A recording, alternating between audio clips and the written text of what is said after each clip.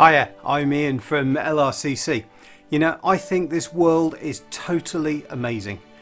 So I thought for this soundbite, let's go right back to the start and talk about this amazing world that is all around us. Now, as Christians, we believe that God made everything, all of it, from the smallest thing to the very biggest. Personally, I find the scale of that to just be completely mind-blowing. You know, this world, it's big enough. It's got a radius of a little bit under 4,000 miles. But if we go out a bit bigger to the sun, that has a radius of just over 432,000 miles. So much bigger, but even our sun is tiny when you compare it to some of the biggest known stars. There's one called Stephenson 2-18. That star is estimated to have a radius which is about 2,150 times bigger than our sun. That makes it about 930 million miles in its diameter. I just can't conceive of that size. I'm told that if you put that star where our sun is, it would engulf all the planets, all the space, up to Saturn, and probably even a little bit beyond that. But then I find the small size just as amazing as well. Have you ever taken a flower and looked at the detail that's there?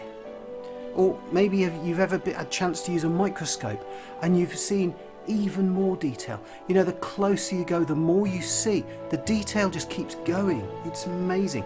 There are amazingly clever people in this world trying to find the ever so small particles that can never be seen, but understand what they do and how they make up a part of our nature and what effect they have on this world that we live in. And I believe that God made all of that. There's art in it, there's amazing creative art, there's engineering, there's mechanics. Far smaller things than I could ever think of to make are there. I love everything we see in nature. Or do I? You know, not everything is perfect about nature. Some things I find it very hard to like. Wasps are one of them. You know, I know they have a valuable role to play in the control of other pests, but the other pests don't sting me. So I find wasps really hard. COVID-19, a natural virus, it's not one of those things that we want to like at all.